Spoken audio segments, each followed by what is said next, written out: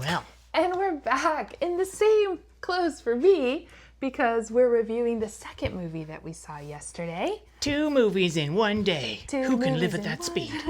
We can. That's and right. The second movie that we saw yesterday was... Baltimorons. Which, going in absolutely cold, didn't see a trailer, hadn't read up on it. Mm-hmm. I was like, Baltimorons?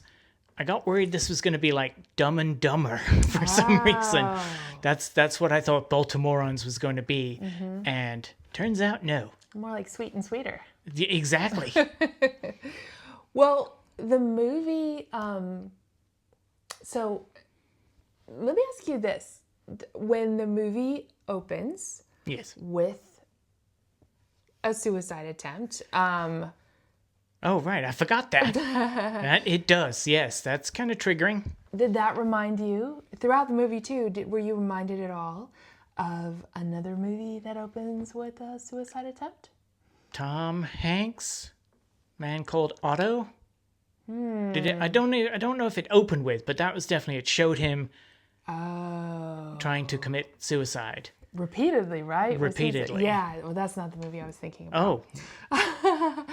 Did it remind you of another age gap movie that has a suicide theme running through it? Oh, Harold and Maude? Yes. Yes. To me, this suicide... We've seen some movies, folks.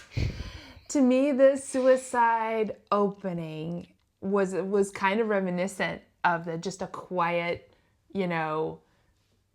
of course, Harold and Maude, it's more of a pretend suicide in that opening scene that like succeeds. I mean, it's in pretending. And in this one, it does not succeed, thankfully for our character, because this character is lovable as heck. Yes, he was. And quite a simple premise for a film that he slips and knocks a tooth out on Christmas Eve. You said milm, but if you had used all the right letters, what would you have said? Instead of milm, it would be... I don't know where you're going. It would be MILF. Oh! Which we got jokes, ladies and gentlemen. But exactly. Interestingly, that's very appropriate. It is. And that word does get used in the movie. It does. Then we go straight into this, from this sort of grimly comedic opening of this failed suicide attempt. We go straight into some Peanuts music. And I noticed that too. Right. I was like, is it the whole soundtrack from It's the Lovely Christmas Charlie Brown? What was it called? Yeah. Something like that. And It's a Wonderful Charlie Brown Christmas. So essentially, this is a new Christmas movie to consider because it takes place at Christmas. And one of my favorite movies is The Sure Thing. I kind of think of it as a Christmas movie, but doesn't really have too much to do with Christmas. It's just set around Christmas, and Christmas gatherings play part of the storyline, and that's what happens in this movie. Cliff is on his way to a holiday Christmas Eve meal. Right. Slips, like a brick comes off, and he ends up breaking his tooth. Against the side of a house. It was so painful to watch. Yes, and then he has to go find himself a dentist. And that's how our characters meet, because Dee Dee is the dentist. And she's the only one willing to come out on Christmas Eve. It looked like evening, like 6 p.m. or 7 p.m. Like, would dentists even be open then anyway? But who knows about Baltimore? Maybe Baltimore's... No, I think it was morning. Oh. Because they spend that whole day together. Oh, that's right. I thought it was sort of evening time, but maybe... Well, I don't know when squirrels, call morning and evening, but... It's all the same to us. But yeah, no, it might have just been like maybe a little dusky or overcast or something. That could be it too, because you're saying it is a Christmas film, but man, they show Baltimore as kind of overcast all the time, which was kind of fun to be like, yeah, there's no snow, there's some Christmas decorations and stuff on the streets, but all in all, you're like, this could be any time of year, but they said it during Christmas. Anyway. So yeah, what is your initial impression of Cliff? Cliff, he's living his best life in a way that some people might want to. Some people might want to look up to Cliff and be like, I wish I was as funny and lovable as him. But also, Cliff's not above just committing felonies and stuff. His car gets towed. So his first option is, I'm going to break into the towing place and just take my car back. Thank you very much. Through a series of very funny events, he ropes Dee Dee into helping him. But yeah, I was definitely surprised at he's kind of not a buffoon, because he is smart, but like a lovable goof. He's definitely a lovable goof. And it's not so much, I think he was going to try to get his car the normal way, but they were closed. Right. And he needed to get his car. And then Dee Dee, I think, has been sort of intrigued by him because her plans get canceled.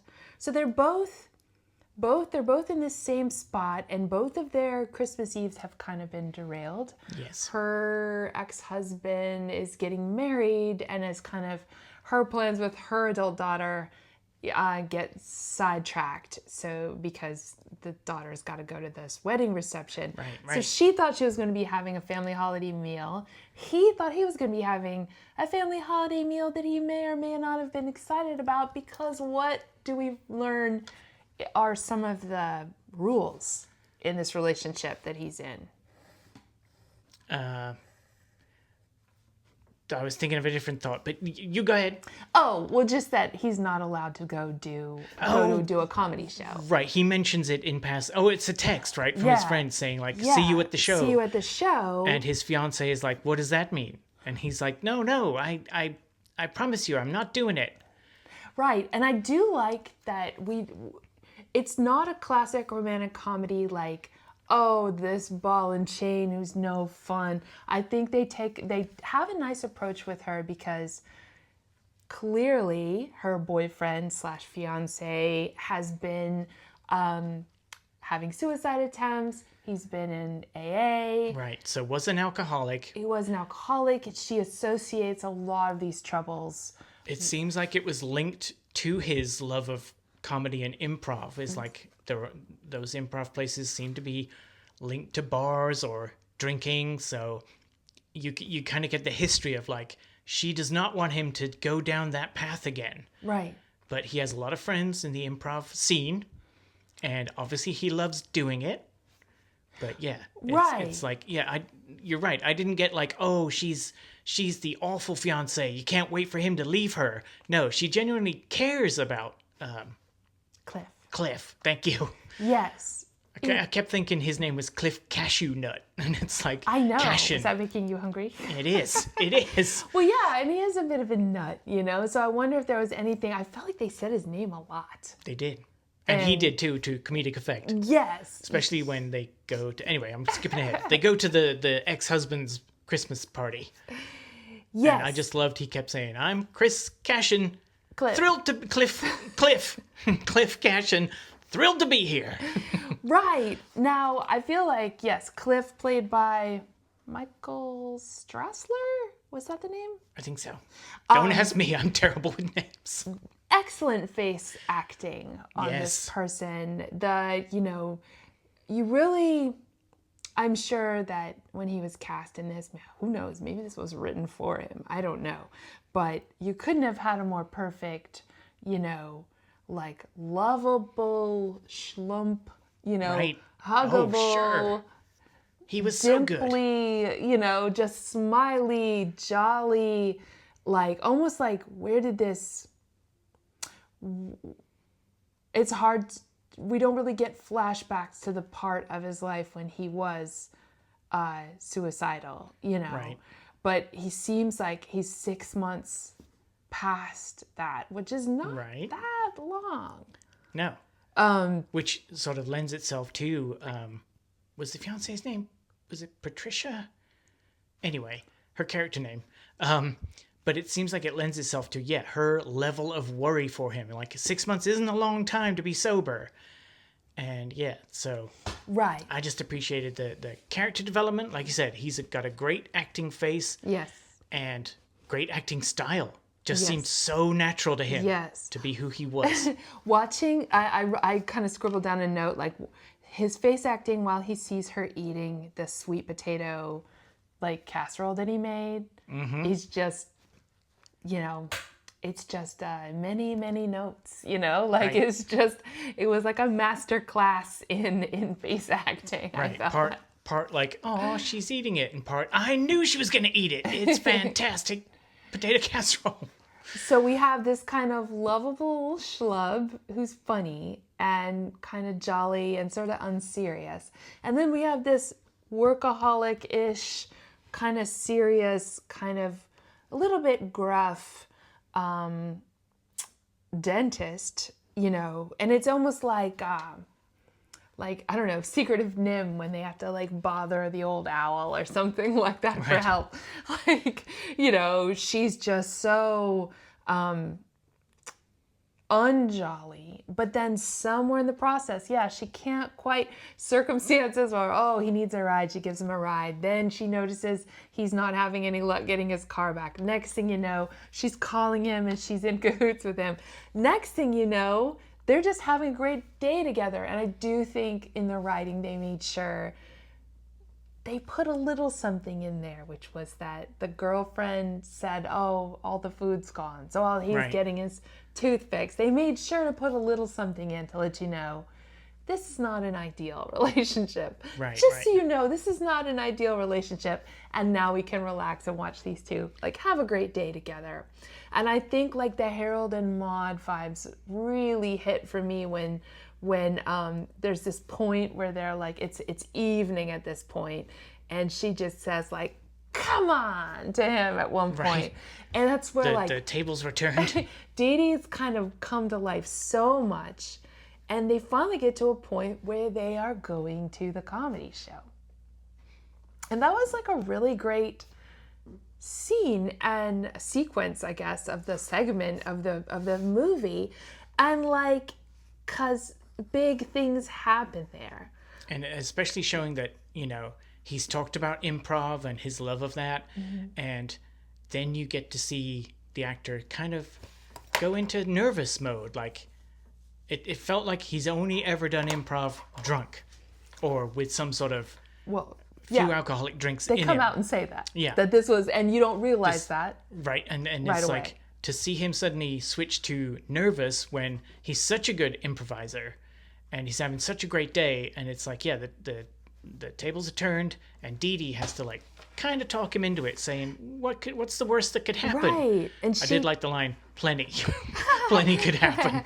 And she doesn't realize everything that's at stake. She doesn't realize he's got kind of some drama left over at this place with some of the improv people. Yeah, and also that this was the place where things kind of started going, I guess he gets depressed because he gets kicked out. So really, this is where he's joyful, but he's only ever done it from drinking. And as somebody who went from playing music for adults to playing music for children, I remember facing this moment where I was like, okay, I guess I can't have a drink before I play for these children at a summer camp. I guess I got to learn to do what I do without anything to calm my nerves. And I kind of related to this when he was like, and we've known people, I think you've known some people, right? I've known some people, squirrels. Some squirrels and people. Squirrels who get nervous. Okay, some of those squirrels don't think they can go up in the top branches of the tree without taking some like, what is it called? Some beta blockers. Some acorn blockers. That's what we take. So to do what you do completely, and we know anxiety runs through the comedy world. We hear that. It's SNL people having a lot of anxiety. So Cliff had never done this, and then Dee Dee gets up there with him, and they do this special sketch that Cliff is known for, called Baltimorons. The Baltimorons. And the genius of it was it seemed so funny and awkward and real when they both got up on stage. Like I was fearful for like the lack of funny and the fact that Cliff would be like, this is what's called tanking, and his like, this is definitely not going well. It just had me on the edge of my seat. That It was like, oh, this is bad, and then it became good, then it became great. I felt for Dee Dee, who looked lost, and his like constant yes and. Right, and he's trying to teach her improv basically on stage. Right. And she's kind of she's rising to the occasion. She's kind of left her inhibitions at the door. So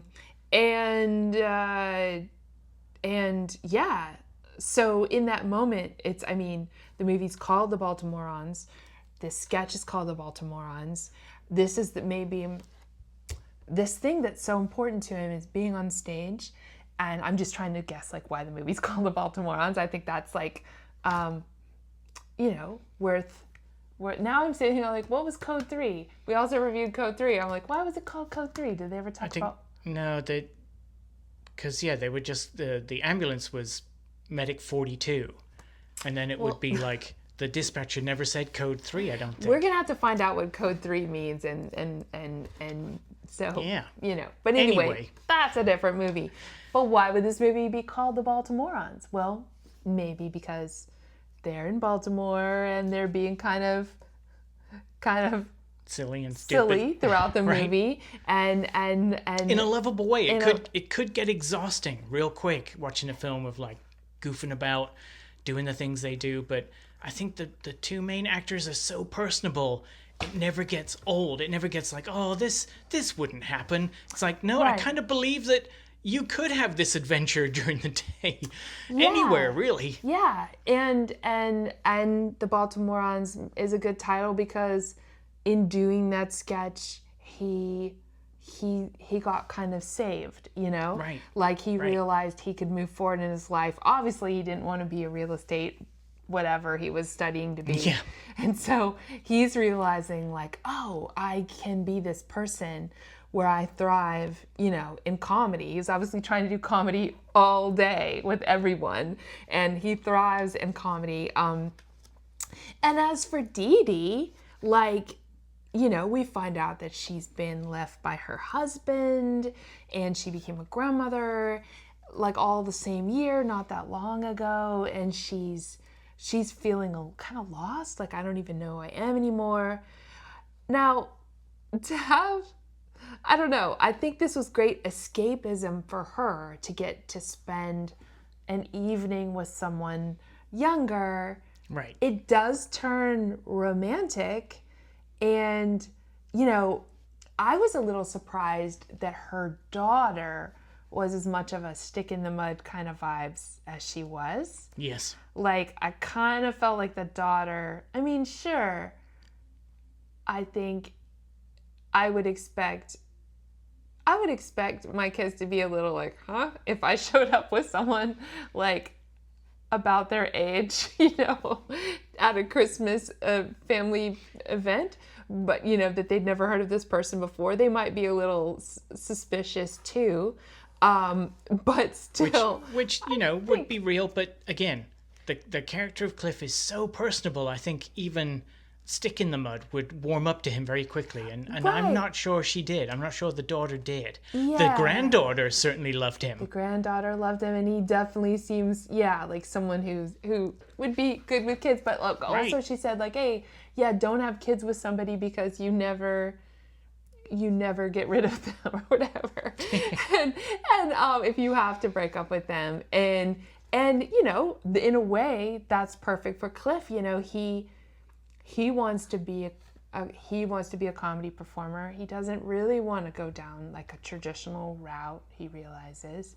And so maybe hanging out with her is a good idea. Do I see this relationship working out forever?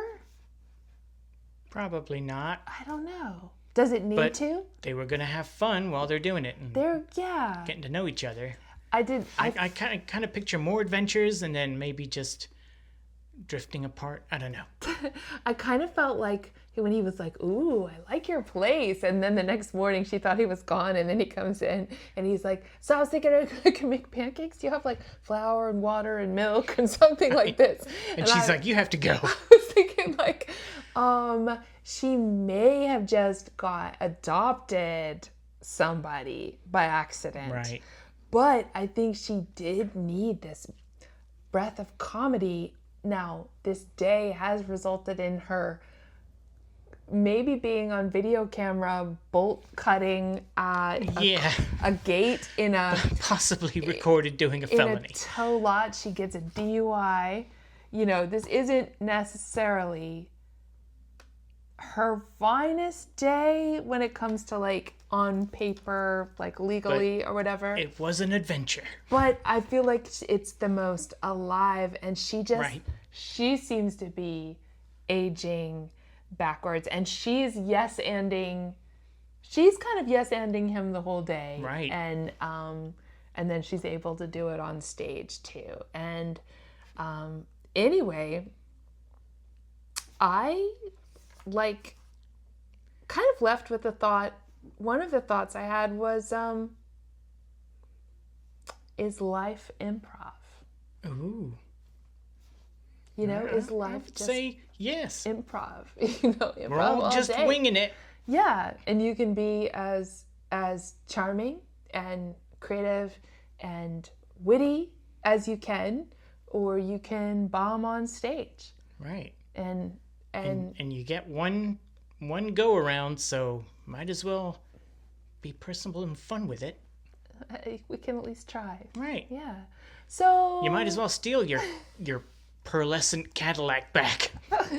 Yeah. Oh, yeah. And there's the whole thing about his father. His father had committed suicide. Oh, right. And he goes into this dad's house and all of that. And I do like a movie just leaving little pockets of stuff to be like thought about longer. Right. They mention it, but they don't have a flashback scene or a long, sad speech. It's just their history, and you're along for the ride. And yeah, they don't dwell on things that you might be like, oh, why are we going down this route?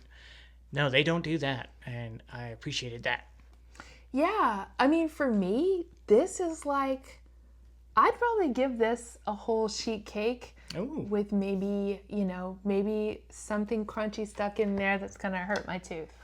Yes, and I'd give it 4.5 brick walls behind me at the improv club out of 5. 4.5. 4.5 brick walls.